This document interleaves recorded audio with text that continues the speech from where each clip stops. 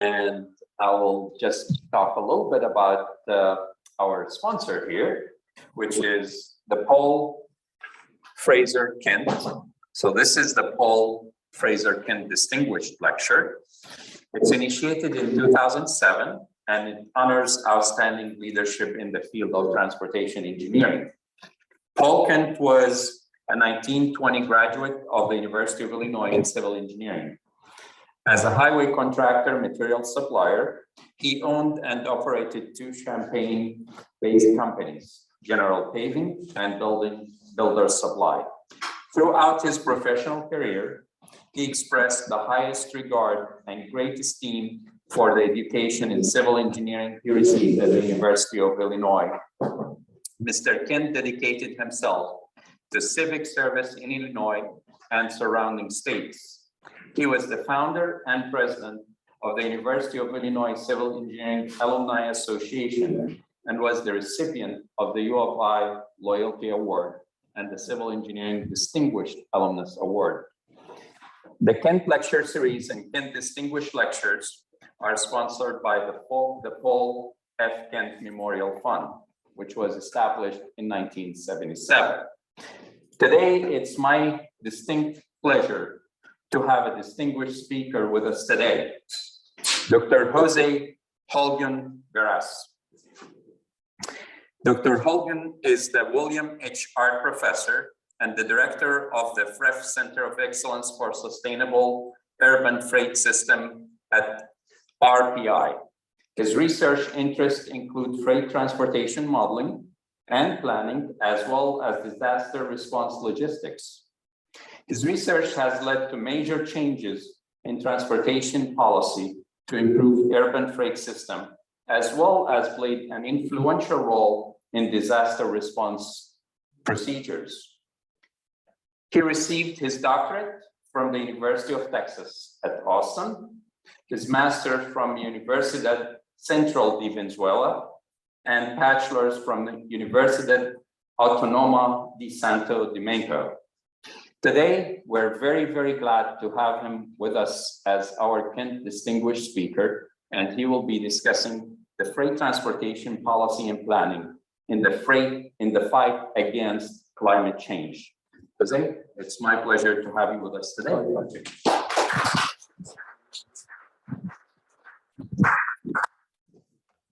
Well, it really gives me a great pleasure to have the opportunity to come to the University of Illinois at Urbana-Champaign.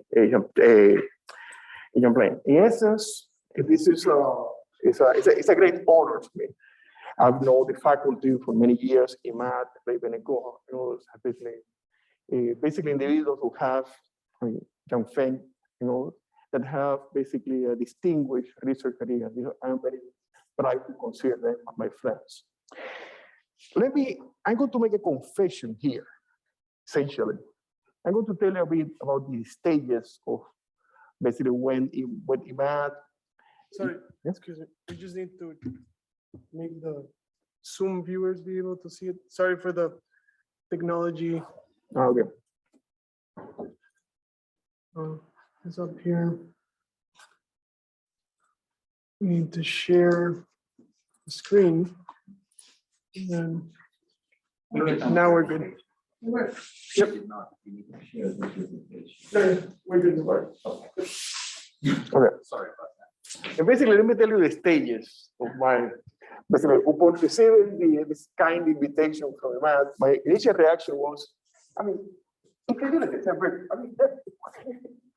I could not believe that basically a distinguished researcher from one of the premier universities in the planet invited me. That was basically my first reaction.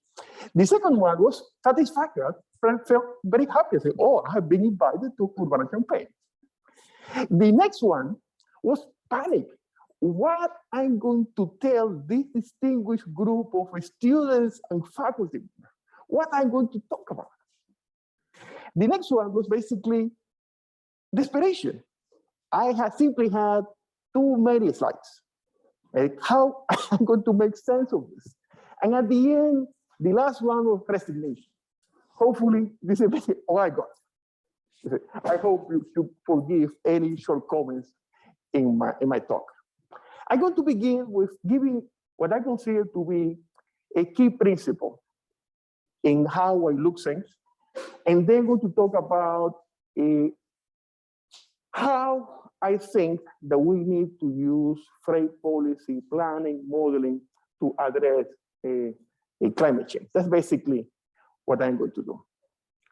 Now, this principle is not mine. It's a classic principle from logic, in essence, that states that complex problems do not have trivial, magical, technological, or whatever reasons. Why is that the case? Because if there was a magic solution, somebody before us would have found it. The implication is that if you have a magic solution, I mean, history shows that you are likely to be wrong. You see, and that's important. Why is that happening in transportation? Among other things, it boils down to a famous paradox, the efficiency paradox. That in freight is very clear. Data show that medium and small trucks and large trucks basically consume a significant portion of energy. Now, believe it or not, in the last 70 years, there has been an increase in efficiency. But basically, you see, the amount of energy has basically declined on a per unit basis. But at the same time, the amount of the total consumption of freight, of energy, has increased. How could that happen? Well, that is the efficiency paradox. Now, I do not expect anyone here to know who this fellow is. This is basically a British economist called William Stanley Gibbs, that at the height of the Industrial Revolution, he decided to check the prevailing assumption of the time.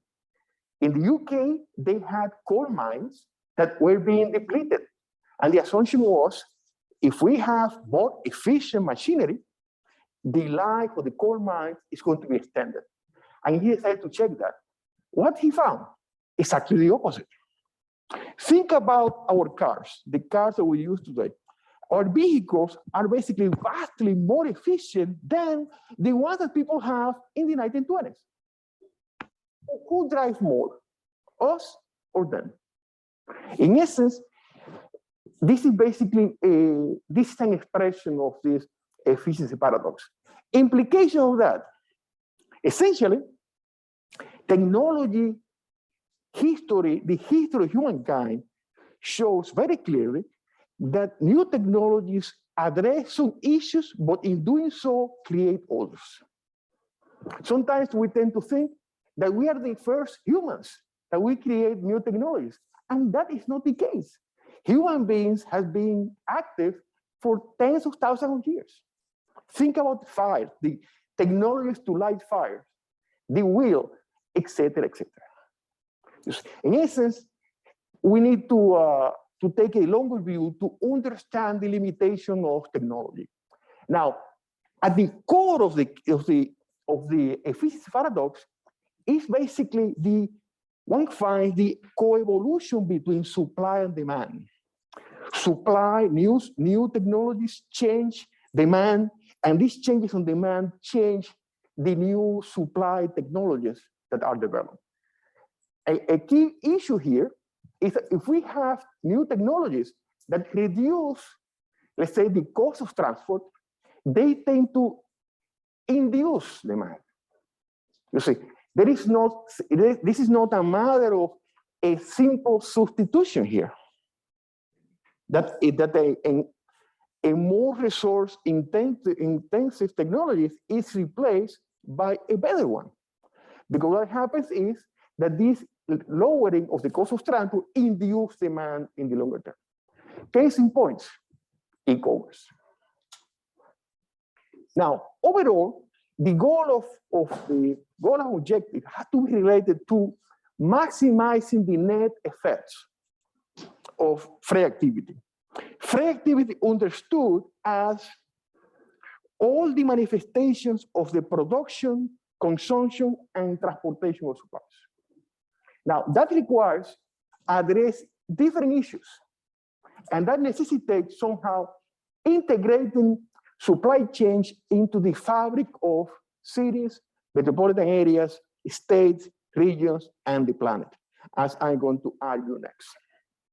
Now, the challenge is that these belong to a class of problems in game theory that are referred to as collective action problems. That are problems in which we need to have the participation of multiple players. That if one of them does not do their part, the whole sense collapses. And this is basically the mindset that we need to bring to freight policy planning. And by the way, transportation in general. In essence, everybody has to contribute. Now, what we do? What my group does at RPI? Essentially, I'm working in basically, generally speaking, freight transportation systems. Basically, all modes, all players, the supply side, the demand, everything in there. I also work on disaster response logistics. Now, in both problems, I am basically dealing with the same problem. In my view, people do not believe that I work in two areas so seemingly different, but in both cases, I focus on exactly the same problem. In the case of freight transportation, what I try to do is to identify what I call a controller, let's say a planner, a policymaker, what this controller is supposed to do in order to enhance the social efficiency of freight transportation systems. In disasters, I do exactly the same problem. I focus on what policymakers, controllers, managers should do in order to enhance the efficiency of disaster response. Same problems, two different domains.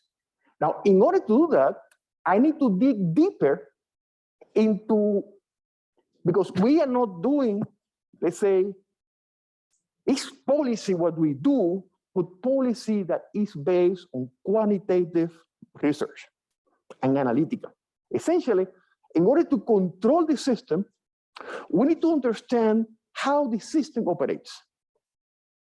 Because in the same manner that a doctor will not help you overcome a disease if the doctor doesn't understand the body, in the same way as policymakers, we need to understand how to tweak the system in the proper manner. Because we cannot improve a system that we do not understand. Now, basically, because of this interest in comprehensive management of a system, we try to cover everything from implementations all the way to theory and data collection and everything in between. And we are funded by basically a really eclectic number of funding sources, international, state, federal government, and we were funded by what? I mean, Department of Energy, transportation, you see, I mean, and everything in between. We cover the wide spectrum. Why is that? Because in essence, we try to focus not only on the mathematical models, that we do a lot of that, but also we try to focus on the empirical aspects. Because if we do not characterize behaviors, basically we cannot develop meaningful models. We need to connect empirical observations to the novel analytical developments. Now, I want to start with now just to kind of set the foundation of this, kind of give you a sense about the magnitude of the challenge that is presented to us. In essence, part of that is basically some work that we started. We started that we basically put together, because we started to collect this data before these NCHRP reports. We have been collecting data for many, many years about freight activity. In fact, we spend typically like a mini fortune collecting data. And we have used this data to somehow set the foundations of empirical models that we use to estimate freight traffic. Now, these models are unique because they are based at the level of establishment. Something completely like a new paradigm. And basically, we're able to estimate the traffic at the level of buildings, establishments, and basically in any level of geography. And basically, another focus of that had been of interest to us for many, many years are basically the impacts of e-commerce. Almost from the beginning, I had the sense that e-commerce was going to have a tremendous impact in cities. And basically, when I was preparing for this, I decided to take a look at my old papers, and I found this quote from a paper that I published in 2002, talking about my concerns about the impact of e-commerce and freight traffic. And now I'm going to show you the numbers to see that that concern have basically came out to be true. New York City is basically the case, an article that was published with, by the New York Times with the analysis that we provided them. 1.5 million packages are basically delivered in New York City. In the whole metro area, 4 million deliveries a day. That gives you a sense about the magnitude. Okay. Now, to give you a sense about what happened, this is basically we apply these models to the employment statistics of a set of cities in the US. This is what was before e-commerce. Then, this is basically the traditional deliveries plus the ones for households. And this is basically now the effect of COVID. That basically led to an increase of about 30% of the number of freight traffic in cities. Essentially, this is basically what we had before. The number of deliveries in cities have basically, more than tripled. Now, there are new trends that kind of freak me out. The on-demand economy. Essentially, the possibility of that, if you need a bar of soap, you click a button and then somebody will deliver a bar of soap to your apartment. And basically that is kind of, that has tremendous implications in terms of sustainability and the like. Now, these are basically, what I want to say now is, what I consider to be the key features? How should we tackle, climate change? Basically, how could we achieve that? To start, we need to target all sort of inefficiencies. Anything that kind of leaks emissions, that basically reduce the efficiency of freight transportation activity, we need to deal with it. The second is,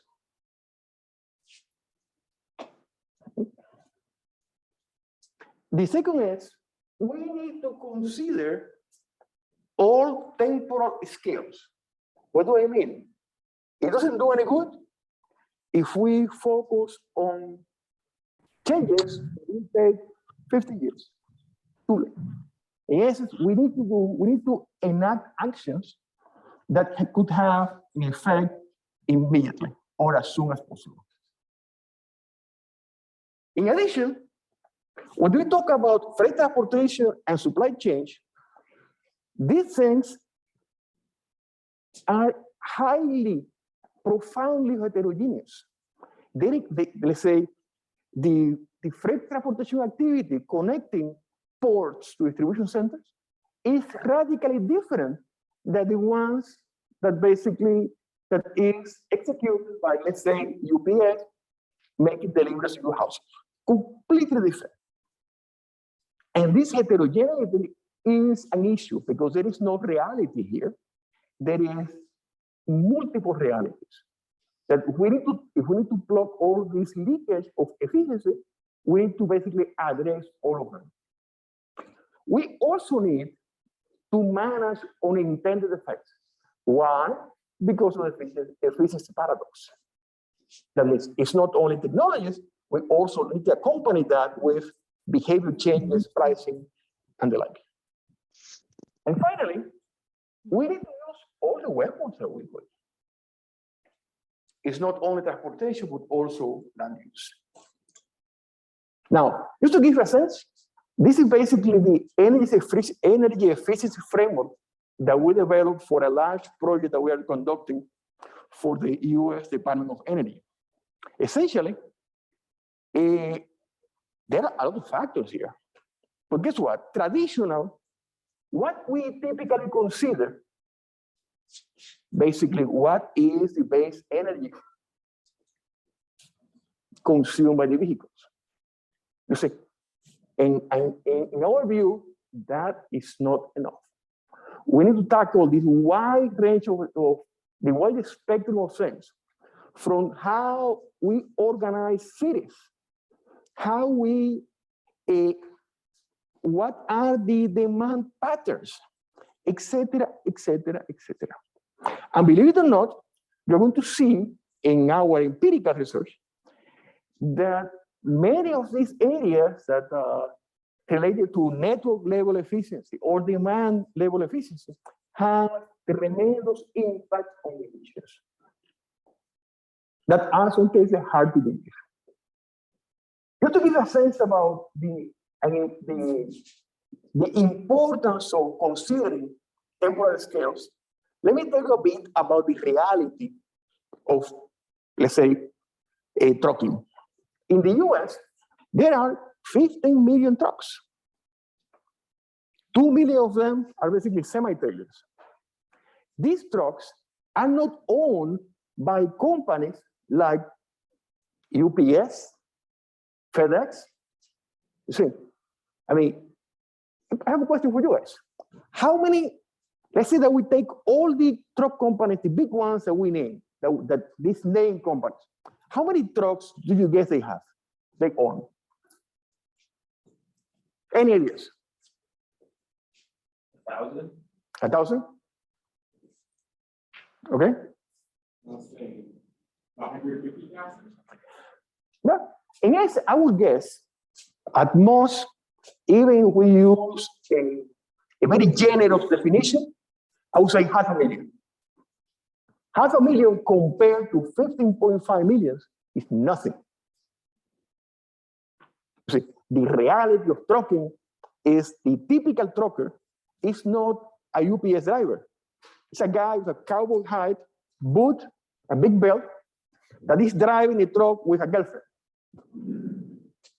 You see, this might be closer to a typical trucker than a UPS driver. And he's driving his own truck. Now, these people are managed to scrape a living.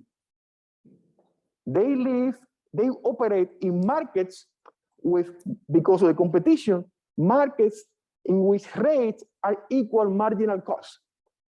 In these markets, you cannot recover the full cost of the vehicles because you cannot charge the fixed cost. That means they go broke at some point and they're replaced by somebody else. In markets like this, I mean, you cannot expect these people to buy better vehicles.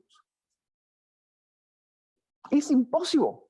If you're a trucker that you're struggling to make a living with an own truck that you're using, are you going to buy an electric vehicle that is twice the cost of the traditional truck? Hell no.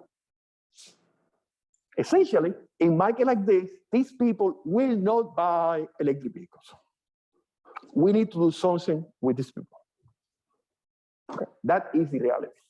Now, my friends in the environmental domain tell me, Jose, but the total cost of ownership of an electric truck is lower. And I tell my friends, if you have no money, if you cannot pay the maintenance of your old truck, put yourself in that position. You don't have money. I'm going to buy a equipment that's even more expensive. No, impossible. You see, these are the reality of the market. Now, in essence, before and on top of that, we cannot flip a switch, poof, and the networks are electrified, and all the trucks are electric. That will not happen. It's impossible. We need to do things right now. Now, what could we do? In essence, what we have produced 2 comprehensive guidebooks on basically the good, the bad, and the ugly of freight transportation policy. And basically here, I selected, in fact, if you want to, I suggest that you take a look at this tool here. It's basically, it's what we call an initiative selector that allows you to specify a problem and you get solutions. And basically, it's a good way to see what could be done.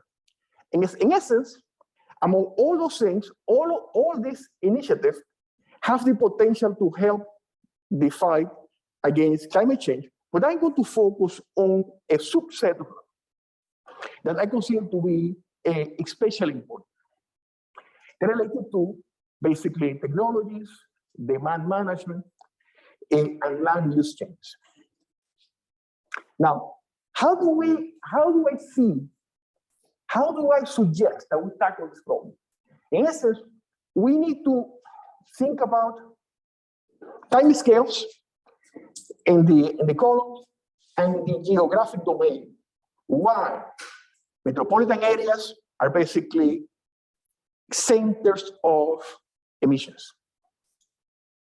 About 70% of all 70% of the CO2 related to fossil fuels in general is not only transportation, it's transportation, energy production and like is the result of metropolitan areas. And on top of that, metropolitan areas are basically super important economic units. Let me tell you some numbers. 600 cities in the planet produce 60% of global GDP.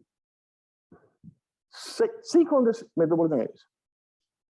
In the US, the metropolitan areas produce about 80% of manufacturing in the US.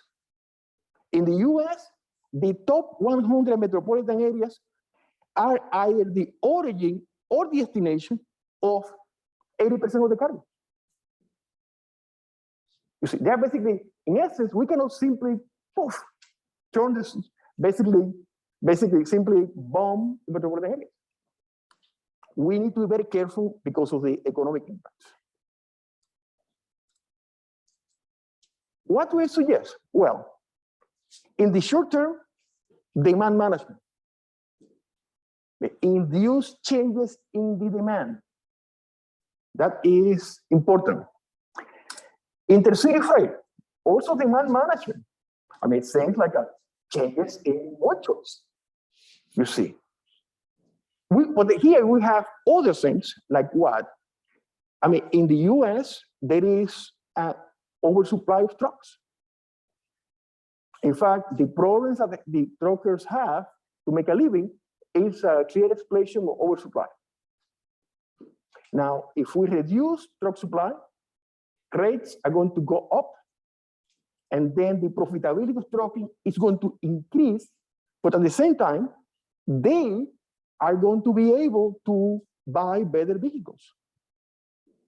Now, I'm pretty sure my fellow economists basically that think about in terms of the optimality of markets are going to try to hang me, but basically, technically, I basically believe that this is what it is. In the middle term, we have basically, this is the domain in which vehicle initiatives could play a role. above basically metro areas and intercity. But in the long term, there is a big player here that is freight efficient land uses.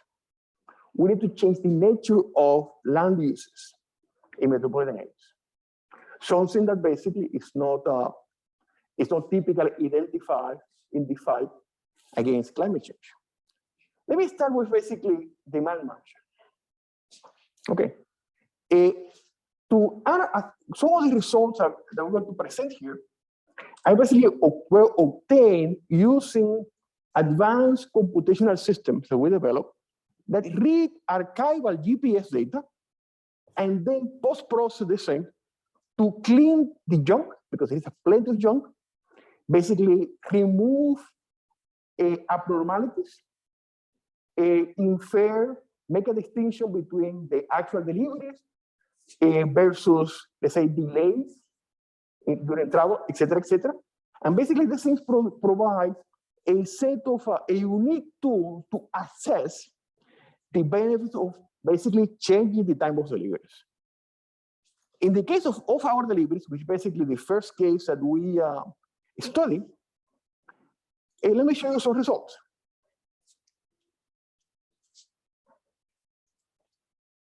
This is basically two different trucks making deliveries to New York City. Now, in a section, you can see here, this truck, the truck to the left, is moving, it's taking a detour of 60 miles to avoid congestion entering to Manhattan. This is basically the two shots. This is basically transportation cost one end and emissions on the other. And you can see they track each other extremely well. Because in essence, the extra travel, the delays, all of that impact both cost and CO2. And this thing here, you're wondering what happened here in the middle, that tremendous spike. These are basically what? The Hudson River crossings. See, that is the effect of the delays. Now, using data, we managed, through our center, we also managed to start pilot tests in multiple countries. Colombia, Brazil, Chile, Sweden, Denmark, and others, and Norway. And this data we collected indicate we used the computational system to compute emissions. And look at the numbers. In the case of Colombia and Bogota, they didn't do like what we call full of our deliveries. They simply delay delivery to hours, from 6 to 10 p.m. Look at these reductions. 13% in the case of Colombia.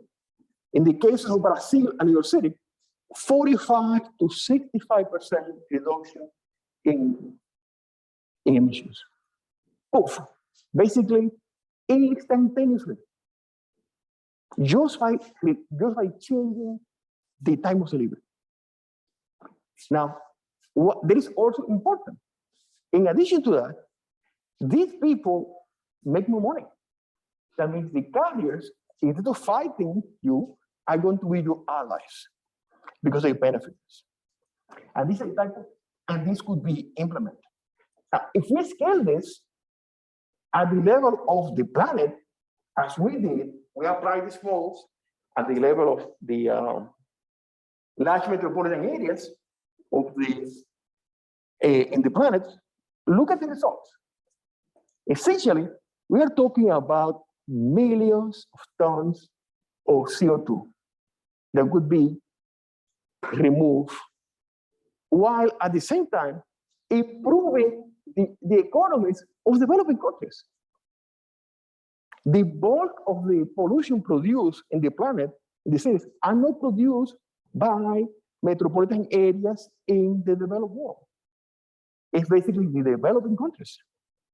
They are the ones that have the largest metropolitan areas and the ones to produce the bulk of the congestion. This type of policies could have a dramatic effect in CO2, while at the same time improving the economies of the poor. which is always a good thing. Now, all policies, staggered deliveries. Right now, we have been talking about, because of the issues at the ports on the West Coast, we need to have delivery at 24 hours. We have been talking about that for decades. It's not a new concept. That has tremendous benefit in terms of emissions. This is basically something we did as part of this DOE project.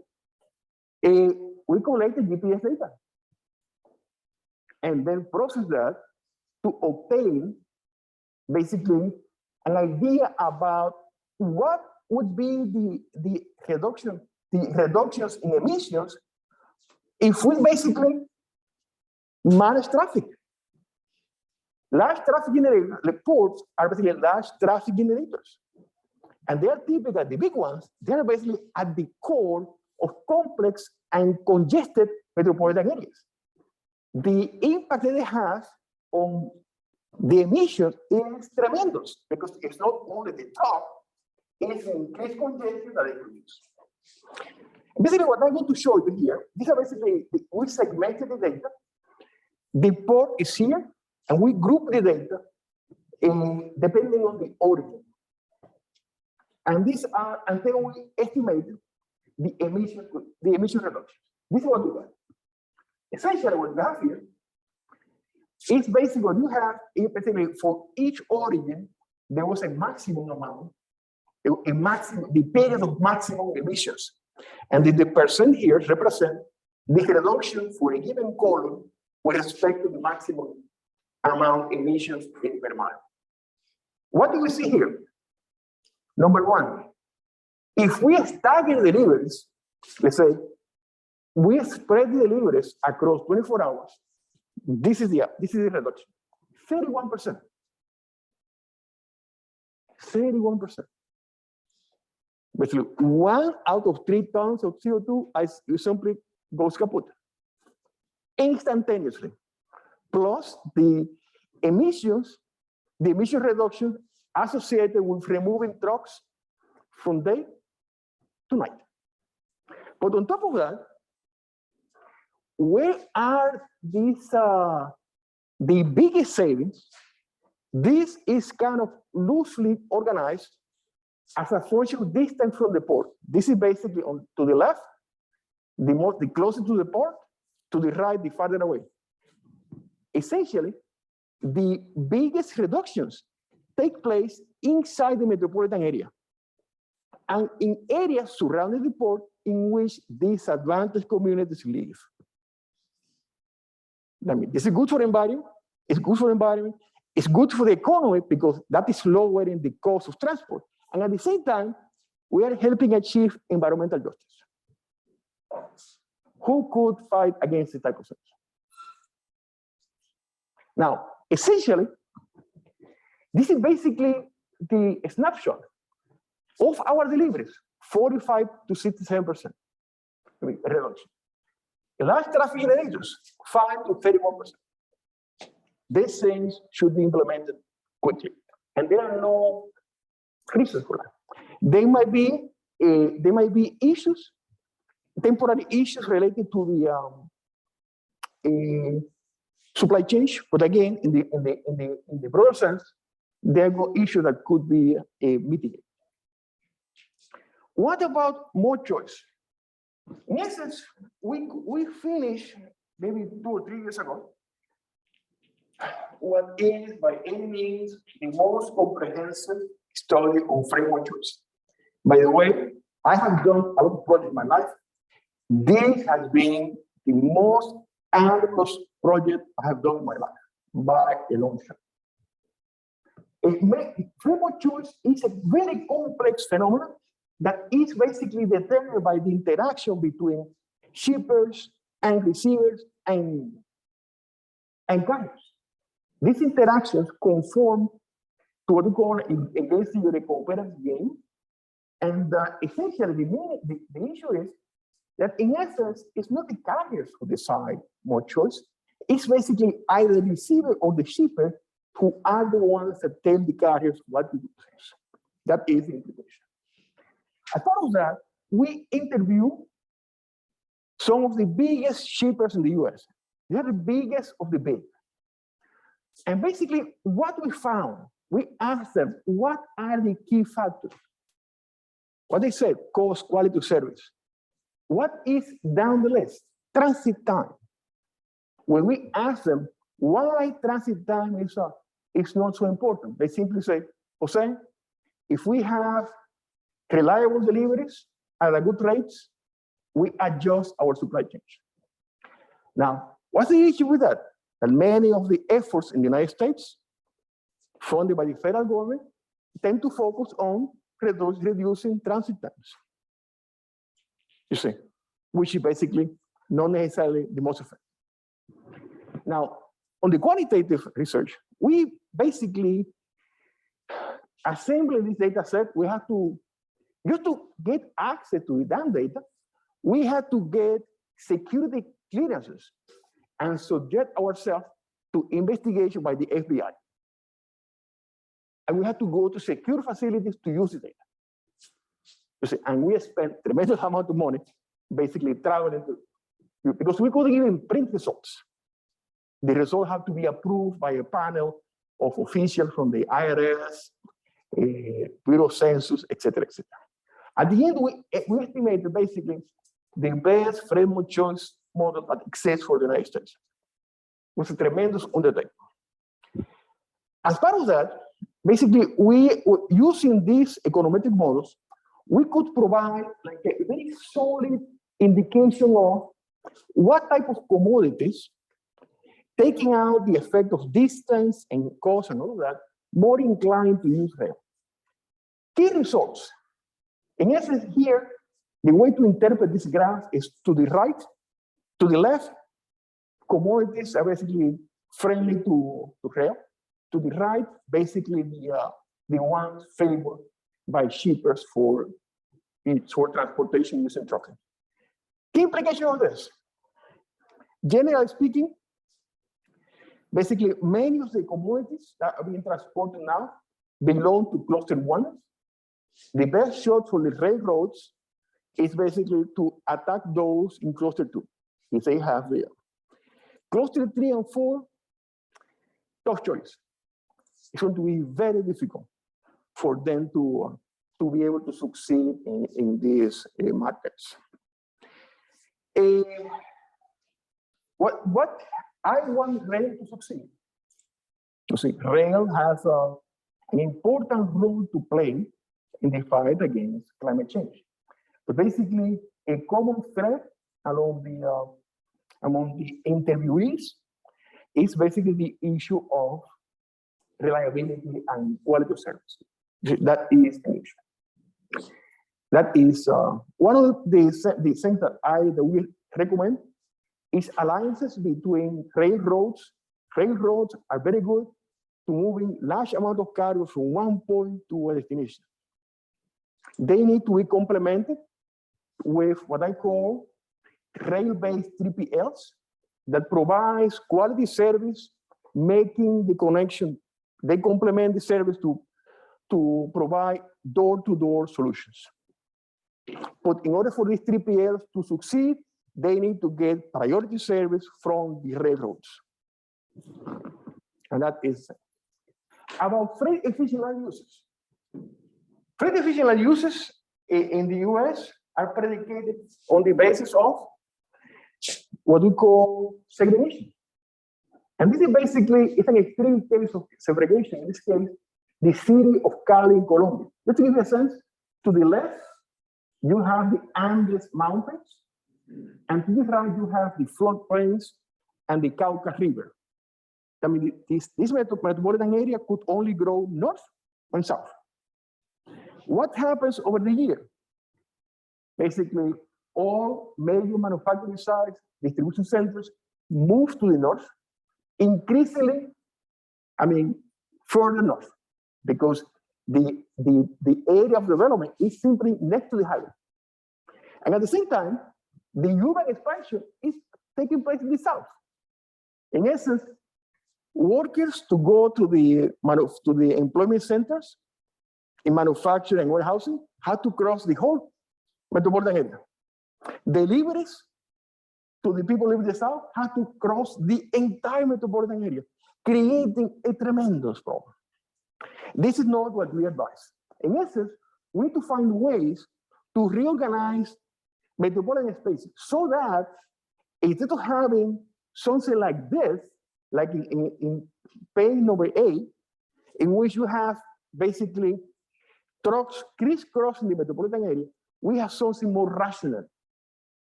But that requires basically to achieve a solution like the one in the circle to the left, we need to implement policy that mitigate the local externalities produced by free activity. Because otherwise communities will be opposed. In essence, we need to exploit the synergies between transportation initiative with land use initiative to mitigate local effects. Essentially, instead of having segregation, the fundamental thing that we are recommending is what we need is a seamless integration of free activities in the fabric of metropolitan areas. Segregation is not the way to go. Free activity is pervasive. All of us in this room, we are receivers. The restaurants and cafeterias, all of them are supplied by freight carriers. Integration is the key. Now, what about technologies? Technology brings back to what my comments at the beginning of the lecture about the efficiency paradox. Essentially, we have now, it's not only the technologies that matter, because we have technologies, but on top of that, we have social and economic trends, e-commerce, globalization, anti-globalization. All these things are basically pulling the system in different directions. The issue is that some of these trends, let's say new vehicles, they impact choices made by individuals and businesses. They change at the level of businesses, the size of the building, the size of the business, the location of the business, the type of supply chain, etc., etc. And all of that translates into system-level impact in terms of VNT, emission, pollution, etc., etc., etc. Now, at the end, these trends, particularly e-commerce and novel vehicular technology, are not well aligned with each other. You see, they are not. Now we have basically a tremendous tsunami of new technologies. We have connected vehicles. In fact, this is basically a picture from the European Union truck platooning challenge on 2019, if I remember correctly. We have all these combinations of new technologies. What are the implications of that? Well, connected trucks are going to have a tremendous impact in the system. And particularly when they have, it's basically one driver pulling a convoy of a platoon of trucks. They are going to pose a major threat to rail freight. There's no doubt.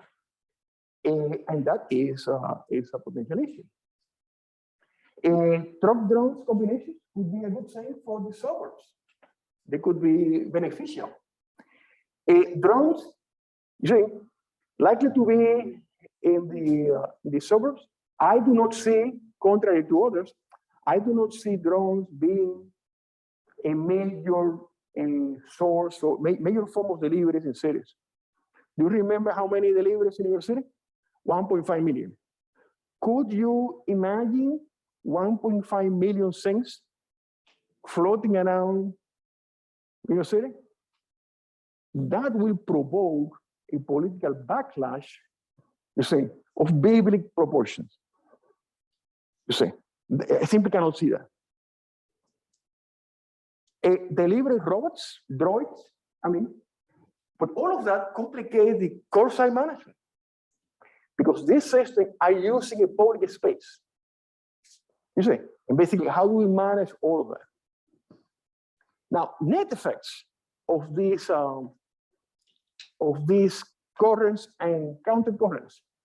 Well, if we, in the case of, if we focus on these metrics here, things like e-commerce are going to, for instance, decrease since they want to be closed, they want to shorten distance between distribution center and customer. That is happening now. But again, it's going to increase establishment size, you see, and reduce number of establishments, you see. But what about novel vehicle technologies? They cannot do the opposite. Because of the lower cost of transport, they are going to expand, they're going to increase the physical separation between the various stages of supply chains, contributing to sprawl. You see, in essence, you can see in some cases they are aligned, in others are not. The net effect of that simply cannot be guessed at this point, because it depends on the balance of these forces. Just to conclude, what are the key takeaways? The first one, and it's probably the most important one that I could share with all of you, if there is one principle that I want you to keep in mind, it's this one. Basically, complex problems do not have trivial, magical, technological solutions. You see, they simply don't. You see, if you have one, I mean, ask yourself, is that belief? Now, the second important comment I want to share with you is that we need to be comprehensive here. The gravity of climate change is posing a challenge that this is the first time in the history of mankind that we face something like this. In essence, we need to be comprehensive on how to address the problem. Essentially, the key implication here, we need to embrace complexity. Simplifying the problem to the narrow domain of our disciplines or mindsets will not help. You see, in essence, this is basically the fundamental principles that I want to share with you, particularly the younger members of the audience, because you are the ones that will be responsible for addressing basically the roots of climate change and finally, hopefully, overcoming this major threat. And with that, basically, I want to thank you for your attention.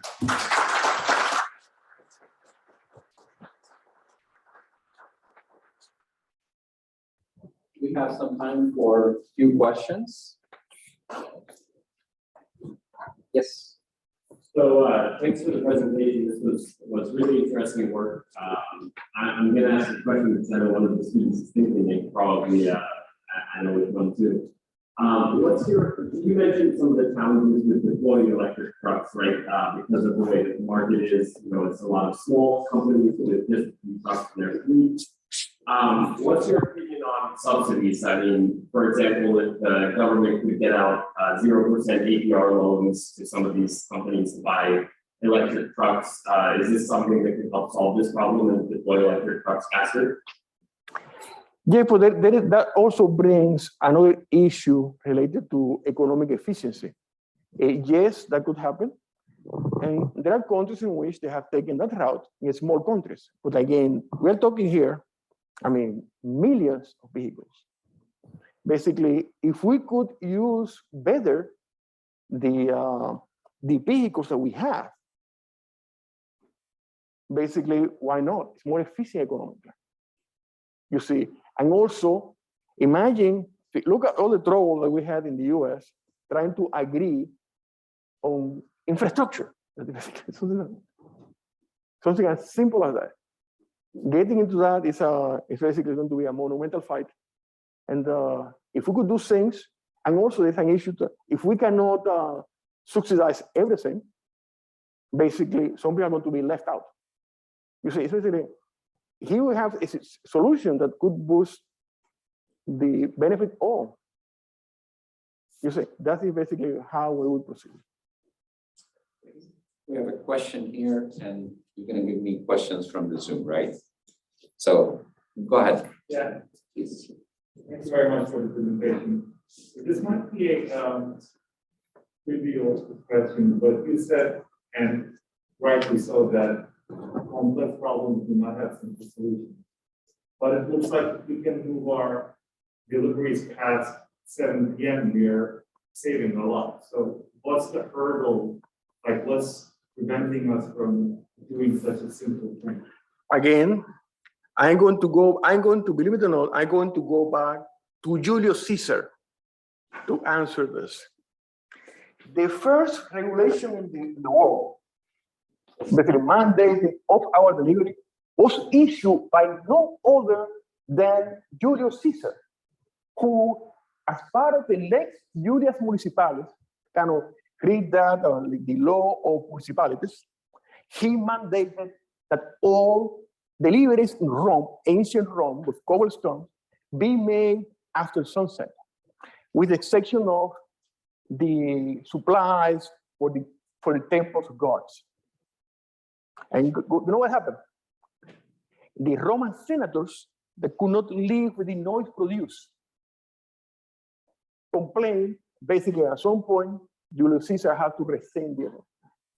In essence, if we have all deliveries at midnight hours, we're going to introduce externalities in the form of noise. And also, there might be businesses for which deliveries in night hours are too risky. Case in point, I know well, Tiffany's. How many deliveries would you get Tiffany gets in a day? And they get 3 deliveries. Now, the cargo and transport is super, it's very valuable. Companies like that will be impossible. In essence, the optimal amount of our deliveries is not 100%. It's 60% and 40%, because among others, you could use, if you spread all deliveries throughout the day, you could minimize the size of the terminals. You could reduce the fleets, etc., etc. That's basically, again, as I said, complex problems, we don't have clear solutions. Right. It's a valid question. Thank you. Question? Yeah, I have a related question. And well, the Zoom is open for questions for anybody that's listening in the online. But this question was mine, and it's related to that. How do you envision that all our policy is enforced or incentivized? Who needs to be the leader and how? Very important question. Again, basically, what we found is, again, supply chains, the participants in supply chains are not independent. They belong to a supply chain. And the metaphor of a chain is very accurate. We cannot move a link in any direction without affecting the others. In essence, it is the whole supply chain that has to change, particularly receivers. We prove that the receivers and carriers participate in a game, and I apologize for the name. The name is the Battle of the Sexes. And basically, in that game, it's a case of 2 players that have to agree on a solution, but they have different, let's say, the outcome that they prefer is different. And the agent with more power is the one that imposes the solution on the others. In this case, the receiver. In essence, what we have proven is we need incentive to the receivers for them to try to break the equilibrium. From the equilibrium point now in most cities is day deliveries. And then we incentivize the receivers so that they change. And that's proven to be very effective. Any other questions? Yes. Thank you for the nice presentation and quite an extensive work review. My main question for the staggered deliveries, I was wondering, does that entail the delivery options will be constricted, or will there be storage hubs closer to the main locations of delivery? They basically, what that entails is carriers, is the receivers, basically scheduling when, because in essence, what the only thing that we're doing is basically spread the deliveries. You see, now this is It's a matter of simply reorganize supply chains. We need to move to 24-hour supply chains, particularly if we want to keep the standard of deliveries that we like, including super fast deliveries. You see, we need to move to spread the. It's basically the only thing that needed is a change in the basically like reservation systems that have multiple benefits, particularly for the real estate sector. They could reduce the number of loading docks by simply staggering deliveries. You say, good for them, good for the environment. It's a matter of change. That's all. Does that conflict with the on-demand? Because now we're getting used to ordering at the time that we want, and there should be a trend following that versus. Yeah, but the question is the following. I am basically, in fact, I was quoted in the New York Times 3 days ago on that topic. Kind of that topic kind of chases me. Think about the following. Of all the deliveries that we order, what % is truly urgent? Think about it. Truly urgent. I mean, life or death. 1%? 0.5%? Now, this is a price of convenience. In essence, we are being led to, we are basically falling into a Skinner trap. Do you know what a Skinner box is? It's basically this thing that like apparatus in which there is a lever, they put rats here. If they push a lever, they get a pellet of sugar. After a while, the rats, the mice, they are addicted to sugar. And they found that this addiction to sugar is stronger than addiction to cocaine. And once you get into this habit of pressing the lever, we want to more. The amount of cargo that we consume as individuals is about the same as, I mean, it has increased a bit with what we had in the United States. We could only eat so much food. We could only have a set amount of clothing. What is changing now is the number of deliveries. But in doing so, you and me, we are impacting the planet. One of the topics I had as a list is to slow deliveries. The fastest delivery, let's say a fast delivery, reduces the possibility of all carriers, all of them, to consolidate. And reducing the ability to consolidate cargo has a tremendous impact on the environment. And it doesn't matter that the guy bring your bar of soap on a bike. What about the other elements of the supply chain? You see, the externalities are tremendous. We need to change our behaviors. This is my position. And I act on that. I never, except maybe once, because there was something truly urgent, I basically use the free option. If that takes a week, fine. You see, this is basically how I do my piece. I have not subscribed to Amazon Prime. I will not. You see, as a matter of principle, as a research in freight demand management, I tell Jose, you need to be the first one. You need to act on principles. But basically, it's the price of convenience, which is killing us. That was our last question, but our distinguished speaker will be available at the reception outside. So we'd like all of you to join us. But before that, we'd like to oh man, our distinguished lecturer. Yes, oh man, I wasn't expecting that. So we really appreciate you coming here, and we appreciate your distinguished. Oh man, today. Is he a good photographer? I don't know if he is. Well, your destiny as a P. Yes, it's all right. Basically, your destiny as a PhD student depends on the quality of the picture. Here comes the backup, just in case. Thanks a lot. It was delightful. Yeah. And please join us for a reception. I mean, our distinguished speaker, and thank you again. Oh man,